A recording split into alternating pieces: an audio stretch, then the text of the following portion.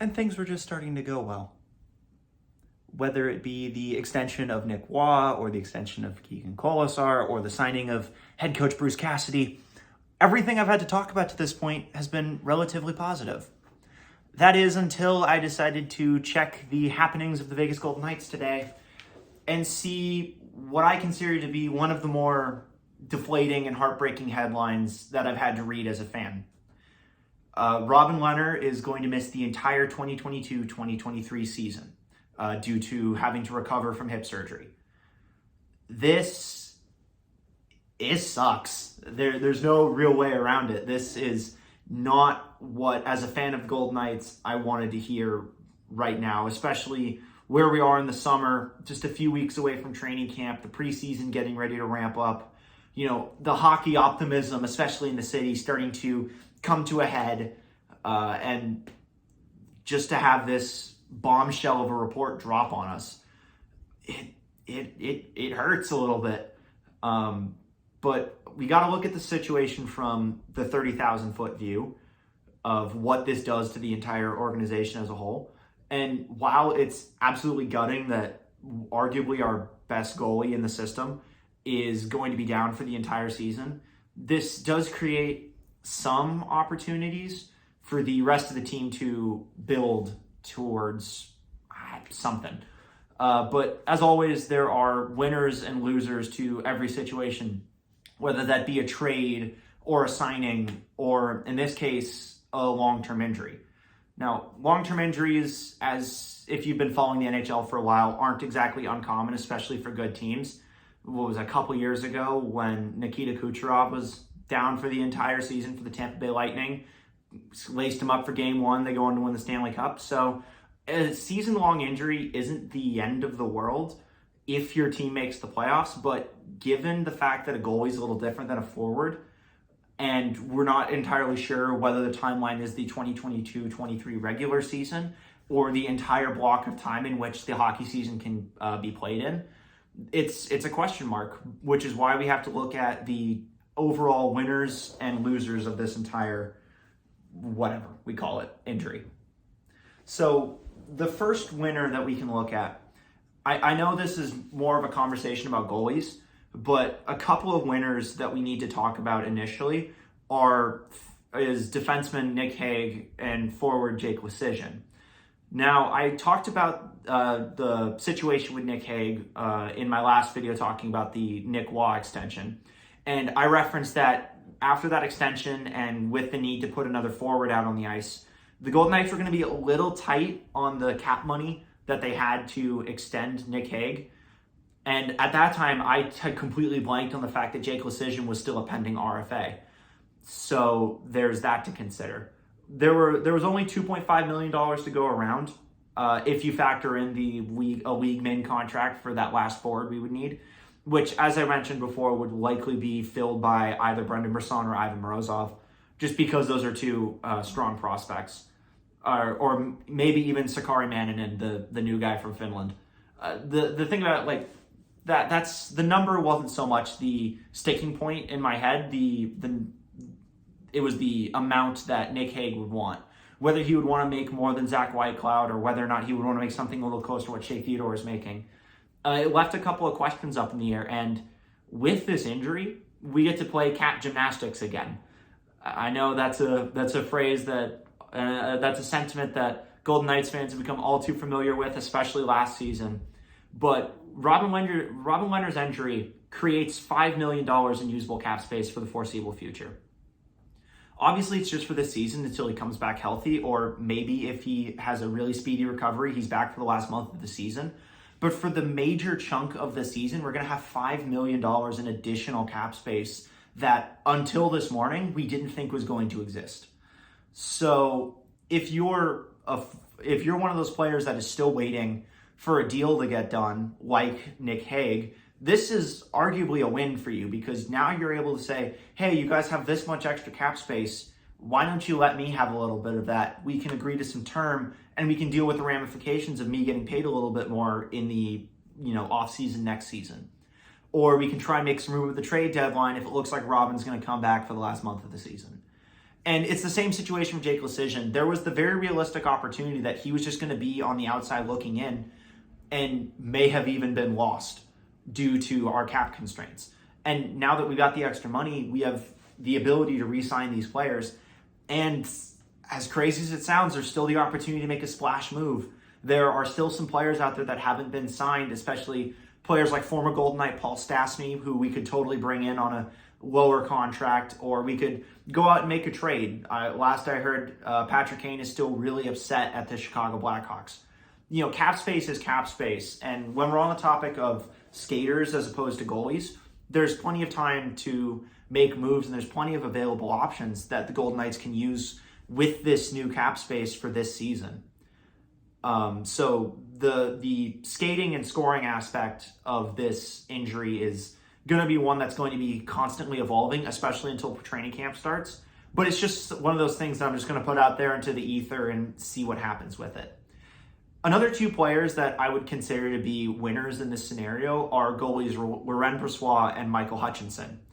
Now, we all got to see a little bit of Laurent Brossoit last year. There was the time where he almost pitched the Golden Knights' first shutout of the season, back around New Year's, when they completely lambasted the Ducks that one time. That was a fun game that unfortunately I wasn't really able to watch. But the stat line of that was really good. And it was kind of a microcosm of what Laurent Brossoit was. He was a very serviceable backup goalie. And at sometimes with Lehner's partial inconsistencies during last season, he was a definite 1B goalie to Lehner's 1A status. So the opportunity for him to pick it up a little bit and have a more pronounced role in the Golden Knights goaltending situation is an opportunity that I'm sure he wasn't expecting. Especially as a more diehard fan of the Golden Knights, I'd be lying if I didn't say that I thought he was going to be traded this year, especially around free agency to make room for players to re-sign. Like last night I was thinking, well, I mean, Nick Hague hasn't signed yet, but we've got $2 million we're going to clear when we trade Brossoit when he's healthy. Now that Lehner is down and we have the $5 extra million, we may hold on to Laurent Brossoit just for a little bit of stability, especially with young goalies in the system who still have something to prove and a little bit of inconsistencies that they may have to shake out over the course of the season. It wouldn't hurt to have a goalie who very well could be an NHL starter day to day and was just behind a pretty decent goalie in Robin Lehner. So Laurent Brossoit is a pretty solid option, and he's definitely a winner in this scenario. Like Brossoit, Michael Hutchinson is a winner as well. He was brought in during the offseason at the free agent deadline on an incredibly cheap figure. If you're a dedicated hockey fan, and if you clicked on this video, I'm going to go out on a limb and assume that you are. I assume you know about his time with the Leafs. It was very publicized via the memes created by Steve Dangle's reactions to him and not being his favorite Leafs goalie, given that he's a Freddie fanboy and there was nothing that it could be done.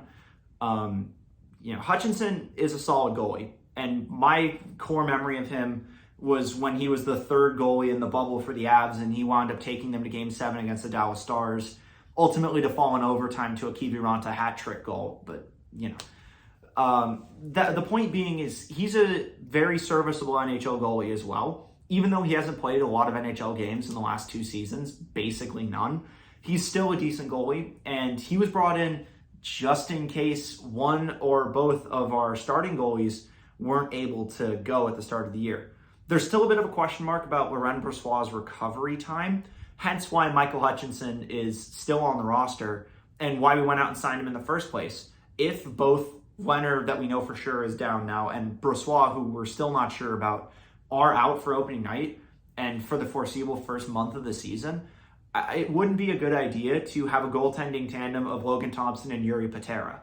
Now, Patera's a decent goalie. I've seen him play in Henderson, and Logan Thompson's a great goalie, but it never hurts to have a little bit of NHL experience, even if it is your backup, to a hotshot Logan Thompson.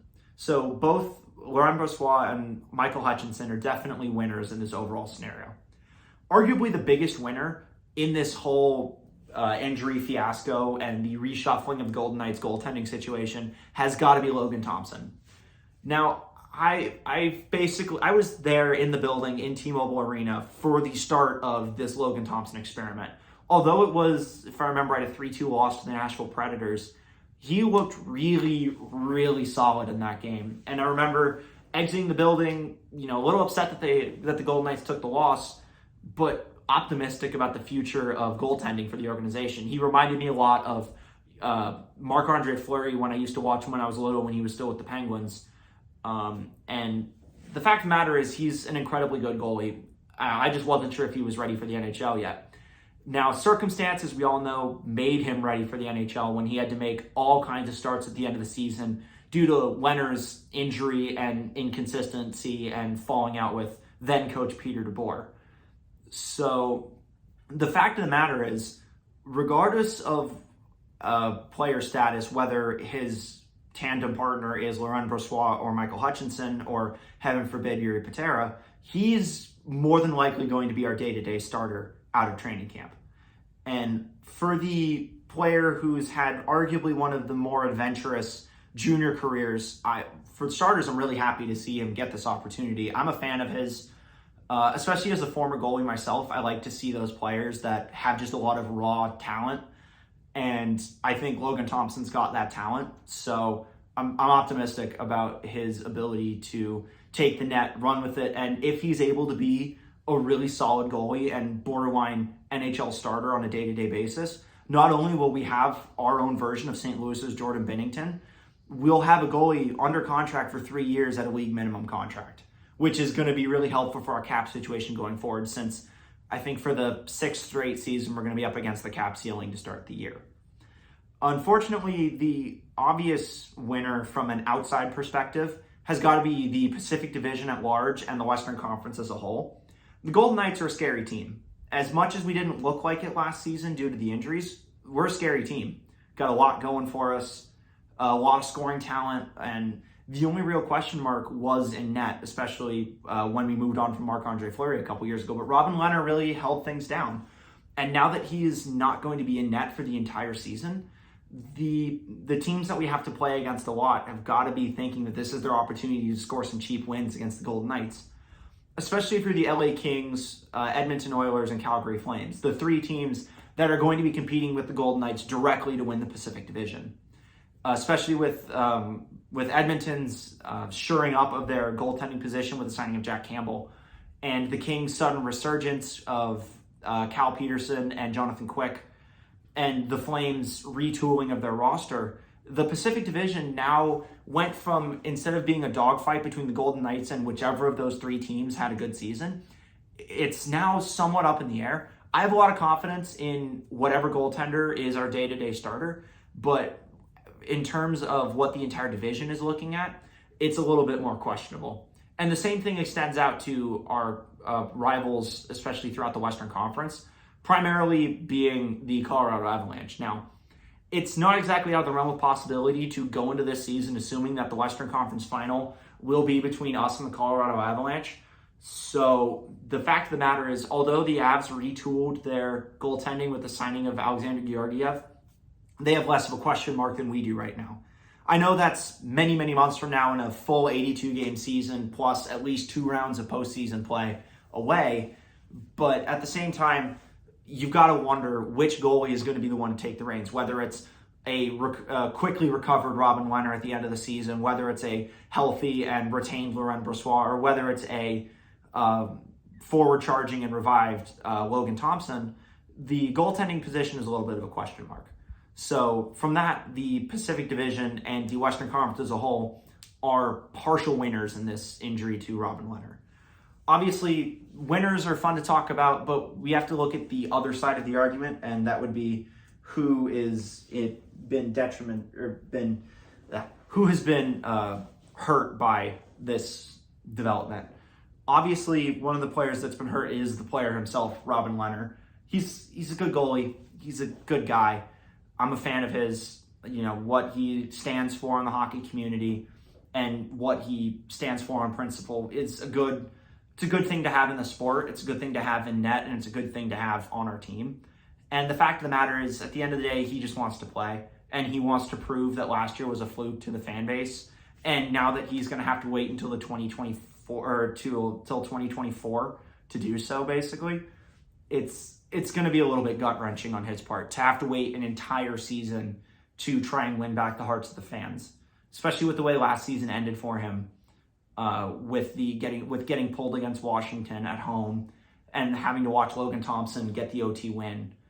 I got a feel for the guy, and I hope he has a speedy recovery, and I hope the surgery goes well, and I hope he comes back as good or better than he was when he left. So obviously he's one of the losers.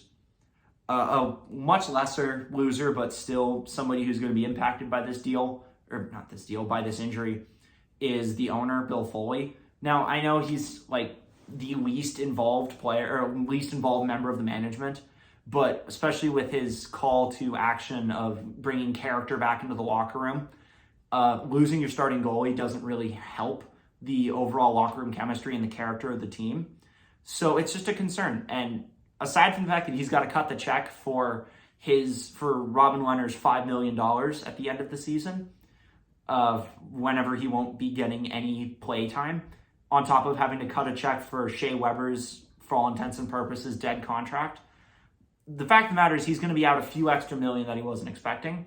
I know he's worth billions and billions at this point, and the Golden Knights themselves are worth nearly $1 billion anyway. It's just one of those unintended consequences of the business that is hockey.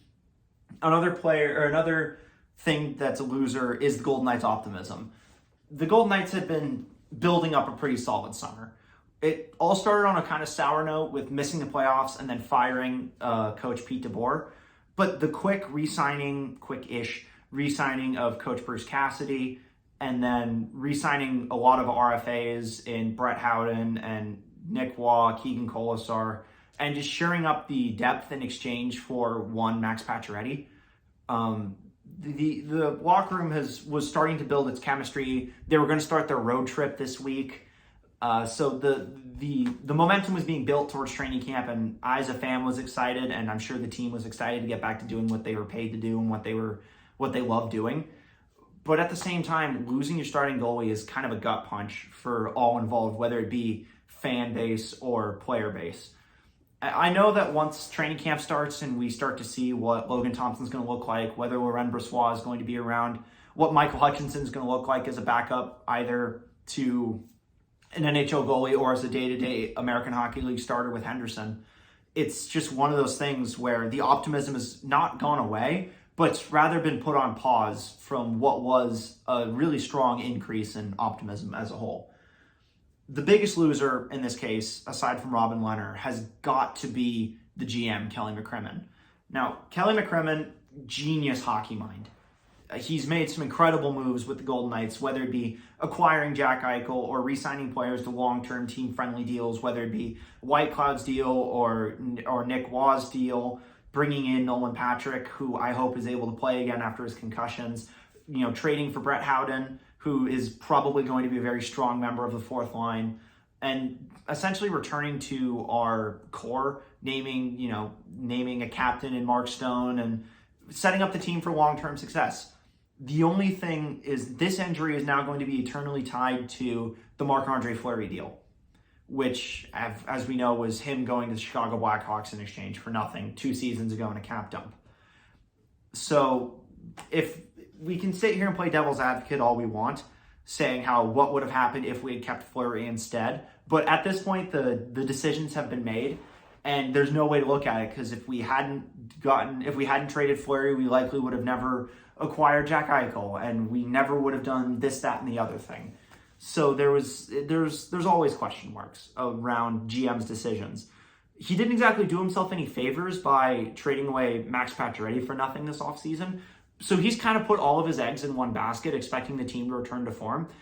And while it's not outside of the realm of possibility to assume that the team is going to return to form, the losing of your starting goalie kind of throws a wrench in the works. But if I'm Kelly McCrimmon, I'm not going to be too worried. The pundits around the NHL, whether it be on NHL radio or all the people who know anything about hockey, keep saying that McCrimmon's job is he's kind of on the hot seat. But as a member of the fan base, I'm not upset with McCrimmon. I think he's done a decent job.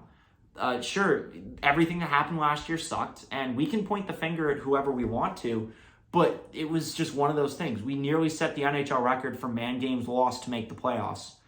If we had made it, we'd have just absolutely eviscerated the previous record. So obviously last season was out of everyone's control, and it's not fair to peg the blame on the general manager. So while he's not exactly sitting on plush leather seating, his seat is a little warm. I'd be genuinely shocked if the organization moved on from him, especially this season, given that the injuries that lingered last season appear to have carried in some capacity to this season. Now, I may have accidentally revealed my curveball when I was switching over to the losers tab, but the group of people who's kind of stuck in the middle on all this one is the fan base. Now, I'm as dedicated of a Golden Knights fan as the next, and to see Robin Lehner struggle last season, especially in the months following the All-Star break, it kind of hurt my overall confidence in him as a player. But statistically, he's a really strong goalie. He put up better numbers than Fleury did last season when Fleury was in Chicago. And I'd be willing to bet that if he had been healthy, we'd have made the playoffs no problem. But, him trying to play through injury and his falling out with then coach Pete DeBoer didn't exactly help grease the skids to a good relationship and him being able to play the appropriate amount and also, get the service for the injuries that he was sustaining. As a guy who used to play goalie myself, there were a couple of times last season where I would say, all you have to do is catch it, or I could have made that save, but that's me being a fan. I know for a fact that I couldn't have made that save. And Lehner he was a very strong goalie.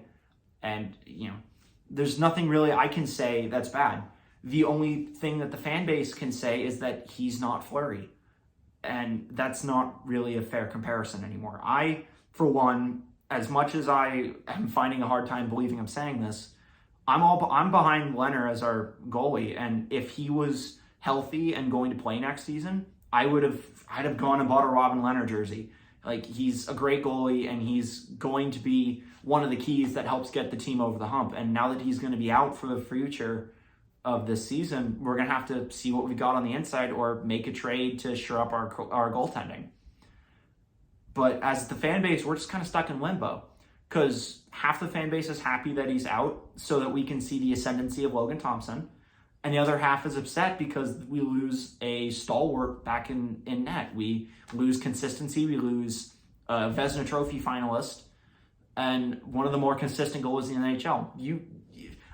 He's a really consistent goalie. There's no ifs, ands, or buts. He was really consistent. He made the saves that he needed to make, and last season the team just wasn't there to back him up in terms of goal support. So to blame Lehner for last season is a little naive, and also to blame the team is equally as naive. It was in general. So with Lehner out, the future of Golden Knights goaltending is a little bit in flux, and it's a little bit concerning, but at the same time, it's equally as optimistic and equally as likely to go well. Logan Thompson's a good goalie. Laurent Brossoit is a good goalie. Michael Hutchinson and Yuri Patera are both serviceable options as backups if that situation comes to pass. But with Robin Lehner out for the 2022-23 seasons, it's going to be interesting to see what the Golden Knights do, whether we make a trade for goaltending, whether we make a trade for more defense help or more scoring. The $5 million in cap space his injury creates is something that we're going to need to spend wisely to address our needs. But hopefully the next thing I have to talk about is more optimistic, whether that be the extension of Lecision and Haig or the trade to go get somebody, who knows, maybe Patrick Kane will be coming our way like I referenced earlier. But at the end of the day, Lehner's going to be out and we're going to have to make the best of the situation with what we got. So if you like this video, be sure to like it, recommend it if you actually enjoyed it. Subscribe if you want to see more stuff like it. God knows I'm going to keep talking for as long as I can talk. Comment down below if there's anything you want me to talk about, whether you want me to look into some Golden Knights history, relive a couple of moments, or, if you got any suggestions for how I can make these videos better, be sure to leave them. I will read all your comments because I get like 3 of them. And until next time, thanks for watching.